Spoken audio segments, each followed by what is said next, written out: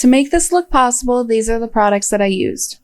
Cosmetic Sponge wedges, cotton balls, Q-tips, 2 brushes, one for foundation, one for powder, an eyeshadow blending brush, 2 fake bloods, one is Stage Blood, one is Coagulated Blood, liquid latex, your favorite foundation, any eyeshadow palette that has black, Mehron Bruise Wheel, translucent setting powder, makeup remover wipes.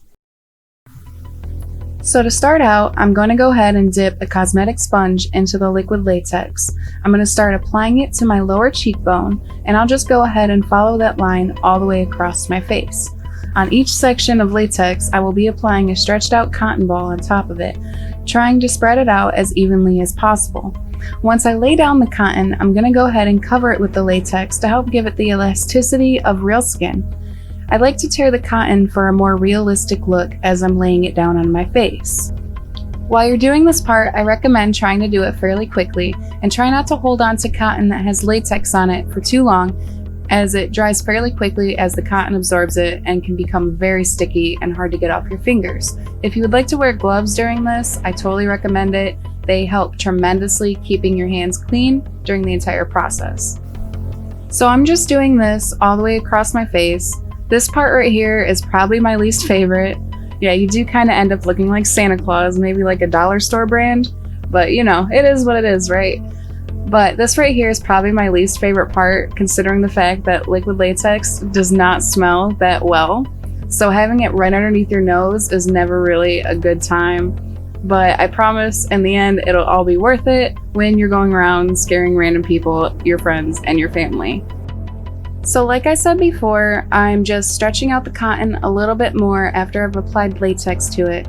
It gives it a little bit more elasticity like your skin, and it gives it more of that torn type look that we are trying to achieve. As I'm applying it to my other side of my face, I like to be a little bit more careful because I've got baby hairs right there, and you want to try not to get the latex in your hair. It's very easy to get out, it just washes out, but it can be kind of painful as it's very sticky and will pull on your hair just a little bit.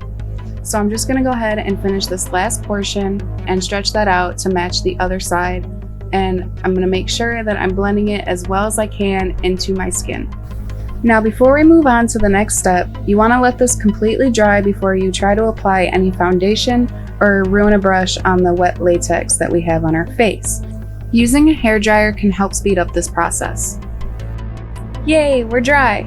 Next, I'm going to go ahead and go in with my foundation, covering every bit of the cotton and the face that it touches to help blend more seamlessly into my skin. Now, when it comes to this part, when you have cotton on your face that's been torn and covered with latex, you get these little cracks and crevices that a brush can't always reach. So I like to use my finger to help get into those cracks just a little bit. And after I apply the foundation, I'm going to go ahead and do a light dusting with my translucent powder to help set what I just put on my face.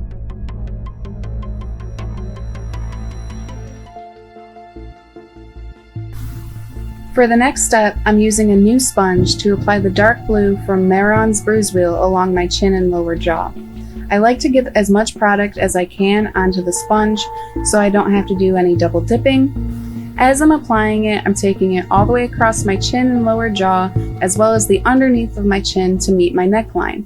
I'm using a dark blue because it's going to be covered with a black, but the dark blue will kind of show through just a little bit, and when I apply the red after everything, it'll really make the red pop more.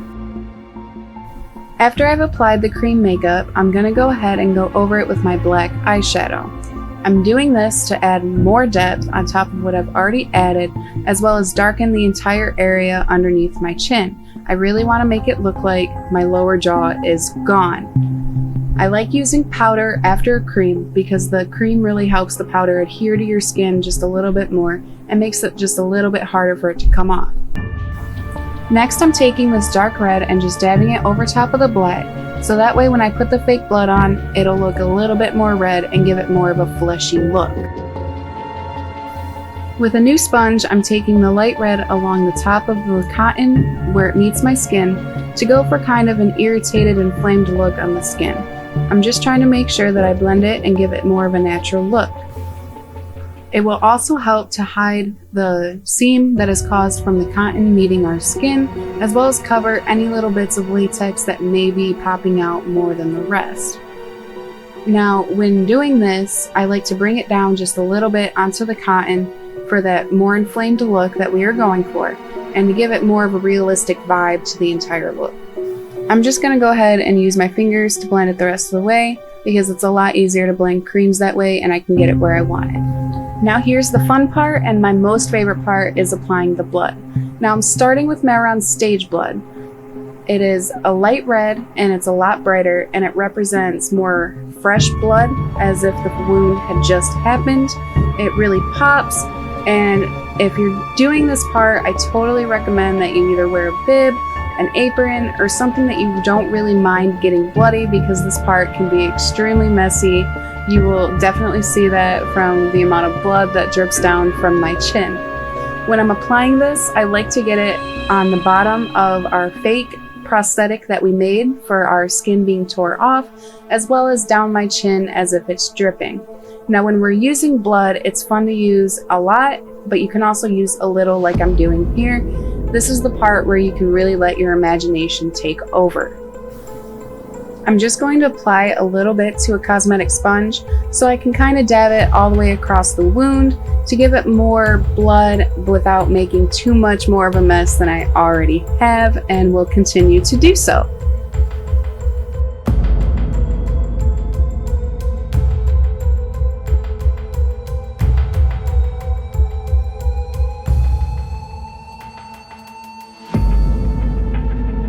Now I'm going to go ahead and start with the coagulated blood, which coagulated blood more so represents blood that's more dried. It's been out for a while. The wound is a little bit older.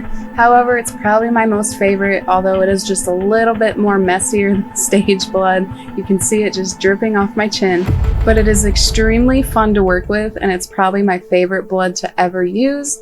But you can use it to create the looks of tendons or muscles, or just really give your wound that fleshy, bloody look that you want to go for. It also, once it starts dripping, it starts to dry, so you can keep those strings just hanging, and as long as they don't drip down all the way, they will dry like that, giving your wound that 3D realistic effect. Right now, I'm just being a little bit extra and just kind of wiping it on my neck. I'm trying to keep it clean, just a little bit, but go ahead and go overboard if you want to. I totally encourage, the more blood, the better it is. Trust me, I love it. Just do whatever you want to go with.